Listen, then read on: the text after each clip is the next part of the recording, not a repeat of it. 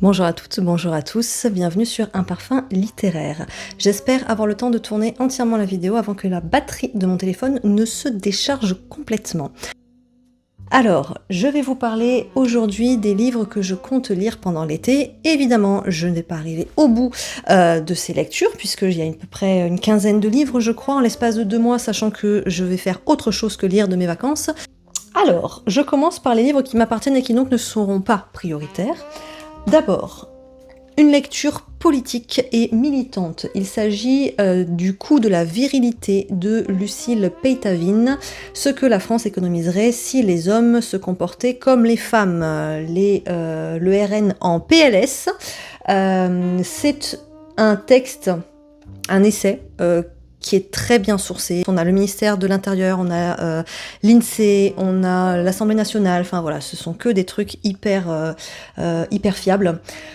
Donc elle commence en indiquant que les hommes représentent 84% des auteurs d'accidents de la route mortels, 90% des personnes condamnées par la justice, 86% des mises en cause pour meurtre, 87% des auteurs de violences sexuelles, etc., etc. Et que donc cette liste a un coût direct pour l'État qui dépense chaque année des dizaines de milliards d'euros en services de police, en services judiciaires, médicaux, éducatifs pour y faire face, et donc un coût indirect pour la société qui doit répondre aux souffrances des victimes.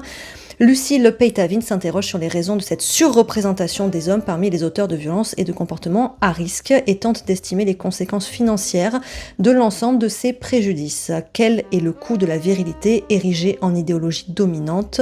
N'aurions-nous pas tous intérêt à nous comporter comme les femmes? Voilà, à bas le patriarcat, hein, globalement, mais là avec des sources fiable et une réflexion qui m'a l'air parfaitement passionnante.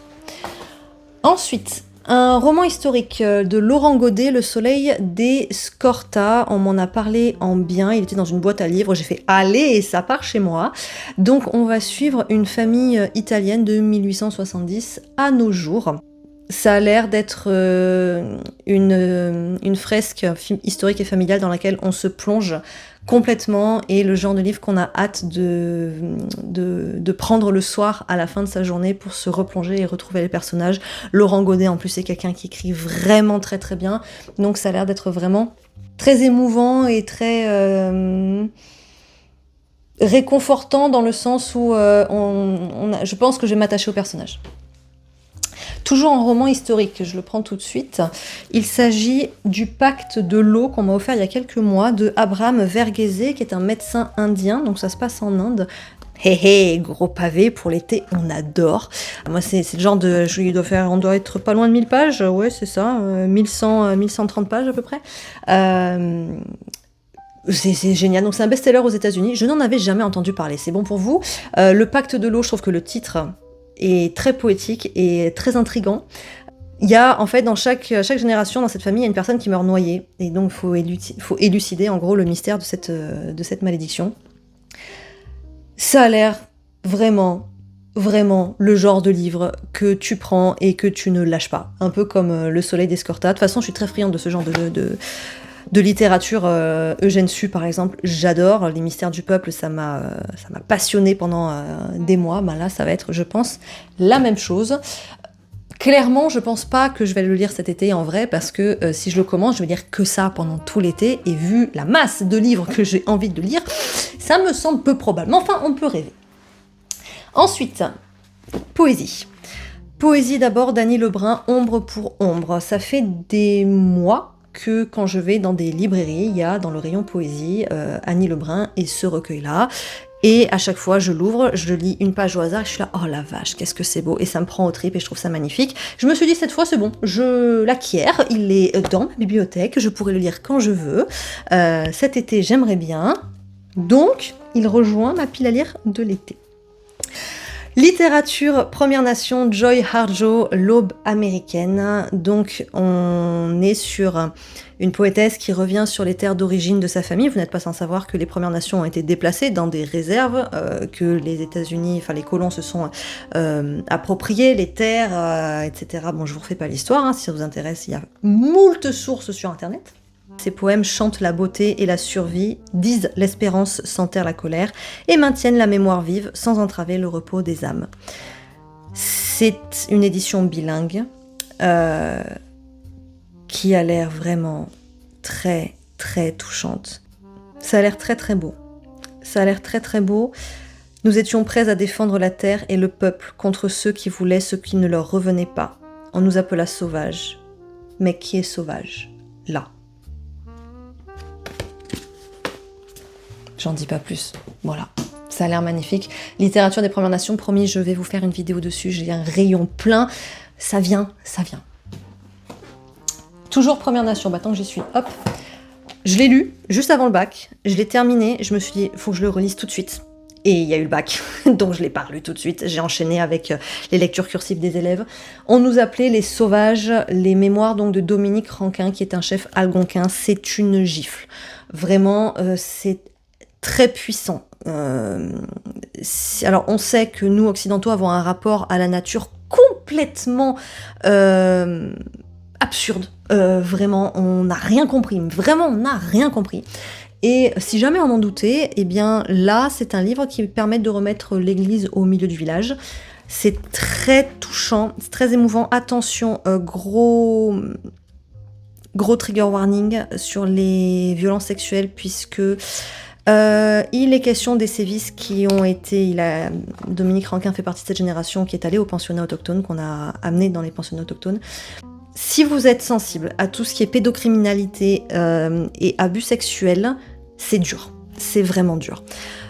Mais il n'y a pas que ça, d'accord? C'est une grosse partie du livre, mais il n'y a pas que ça, il y a tout un rapport à la nature et il y a toute une prophétie qui est assez bouleversante, qui a été léguée par les wampum. Les wampum, c'est les ceintures, en gros, les ceintures de coquillages qu'utilisaient les peuples des Premières Nations pour faire passer des messages, puisque leur écriture n'était pas une écriture alphabétique, mais une écriture par symbole. C'est un autre sujet dont je pourrais vous parler s'il y en a que ça intéresse. Et donc vous avez les feux, premier feu, deuxième feu, etc., qui correspondent à des moments de la prophétie. Et on a justement ces moments de la prophétie qui sont donnés au tout début des chapitres. Et au début, vous avez l'alphabet algonquin qui vous permet de prononcer correctement les lettres. Voilà, comme le C qui se prononce ch ou j dans cette langue. Je vous en ferai un retour parce que vraiment c'est génial. Et lecture scientifique, enfin, sentir comment les odeurs agissent sur notre cerveau par un spécialiste de l'odorat qui s'appelle Irak Gurden. Ça a l'air d'être très bien vulgarisé. Je ne sais pas si je vais apprendre grand chose entre vous et moi, puisque j'ai déjà lu pas mal de choses autour de l'olfaction et de l'aspect neuroscientifique de l'olfaction. Mais voilà, il explique le cerveau scientifique. Il explique le cerveau olfactif, il explique le rapport aux odeurs avec la cuisine par exemple, les odeurs corporelles, bref, tout ça. Ça a l'air d'être très enrichissant, voilà. Et ensuite on passe aux lectures que j'ai empruntées, aux livres que j'ai empruntés à la médiathèque et qui donc vont être prioritaires puisque faut que je les rende à un moment donné. Le premier, j'ai emprunté ça après le bac en me disant là c'est bon, j'ai besoin de mettre mon cerveau en veille et de lire un truc pas prise de tête. Et j'ai pris un truc. Ah, c'est pas prise de tête, hein. C'est tellement pas prise de tête que je pense que je vais pas le finir. Je trouve ça, je vais pas dire c'est de façon objective, je trouve ça nul. Ça s'appelle Les Sorcières de Pendle. Ah, le marketing il est bon, hein. Voilà, première de couverture, il n'y a pas de doute, elle essaie très bien. La quatrième, elle donne envie aussi. On te parle de sorcières, on te parle de femmes médecins, de sages-femmes, etc. L'Écosse du XVIIe siècle, c'est vendeur. C'est vendeur. Et puis on ouvre le livre, et c'est moins vendeur. Les personnages sont creux, le style est anodin au possible. C'est un récit au passé, il n'y a pas un seul passé simple, donc il y a un appauvrissement de la langue qui est quand même super présent, le vocabulaire est pauvre, enfin... Je m'ennuie, l'histoire elle est vraiment pas passionnante, je m'ennuie profondément, je pense donc que je ne vais pas terminer cette œuvre. Ensuite, 3 recueils de poésie, parce que je suis très poésie depuis quelques mois. Une maison d'édition que je vous conseille, ce sont les éditions Bruno Doucet qui sont très facilement reconnaissables puisque toutes leurs premières de couverture ont cette direction artistique-là. La couleur change, mais on est toujours sur des rayures comme ça, d'alternance de couleurs. Donc, le premier, celui que je pense que je vais commencer parce que j'ai vraiment très envie de le lire, s'appelle Le Désir. Et non, il n'est pas question uniquement du désir érotique ou sexuel, ce sont les désirs de façon plus générale qui sont explorés à travers la poésie ici. Voilà, on a des poétesses contemporaines comme Hélène Dorion qui fait partie du programme du bac, ou des poètes contemporains, d'autres qui le sont peut-être un petit peu moins. Ça a l'air très chouette, et ça permet aussi d'ouvrir un petit peu. On est dans une société dans laquelle le désir, ça rime très souvent forcément avec sexualité, et là je trouve ça apaisant de voir que le désir, non, en fait ce n'est pas que la sexualité, ça peut être autre chose.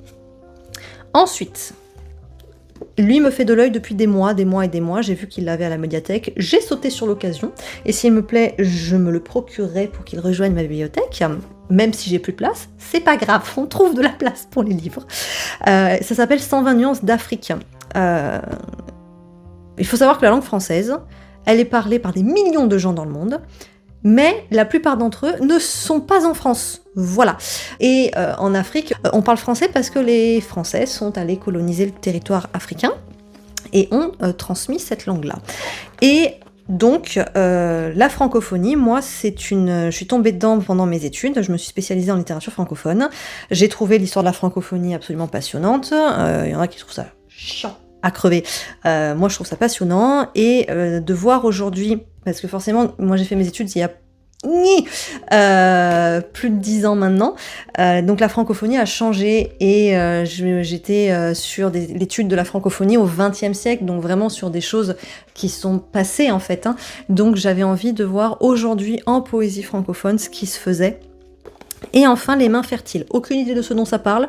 J'ai vu que c'était accompagné d'un livre DVD, d'un DVD en langue des signes. Je n'y connais rien, donc ça a attisé ma curiosité, et donc je me suis dit, allez go, on va regarder ça. Voilà, je ne l'ai pas encore ouvert, donc voilà, je viens de voir qu'il y a du grec, qu'il y a de l'espagnol, qu'il y a du bosniaque, oui, Bosnie-Herzégovine, il y a de l'arabe, il y a de l'hébreu. Oh, ça a l'air bien. Je parle aucune de ces langues, hein, on est bien d'accord, mais je n'ai aucun horizon d'attente, mais ça a l'air curieux, comme étonnant. Voilà, plutôt que curieux, ça a l'air étonnant. Et ensuite, j'ai 3 magazines. Alors, on revient avec les peuples autochtones, avec Natives. C'est un magazine que j'ai découvert vraiment cette semaine en allant à la médiathèque, qui date de 2020. La création, le premier de ces magazines-là a été publié en 2020.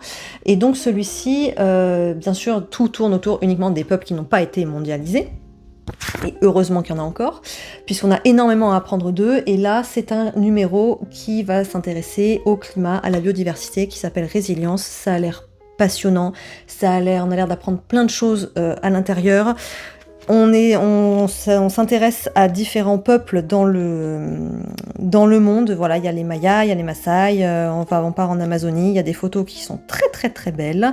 Je pense que je vais apprendre plein de choses, et comme c'est ce qui me botte dans la vie, voilà, j'ai hâte de lire. Et ensuite, deux magazines de Lire Magazine, un sur des femmes puissante aujourd'hui, donc militante, voilà, donc dans féminisme et tout ça, et un plus reposant sur la mère inspiratrice d'écrivains et d'écrivaines, donc je pense plus poétique, plus tranquille, plus posée, j'espère des belles pages, voilà. Bien, j'espère que ça a filmé jusqu'au bout. Je vous souhaite à toutes et à tous une très bonne journée. Buvez beaucoup d'eau, puisque je vais vous quitter de ce pas et aller me liquéfier sous l'effet de la chaleur caniculaire. Et je pense que c'est partout pareil en France. Donc prenez soin de vous, et je vous retrouve très bientôt sur cette chaîne. Merci de m'avoir écouté.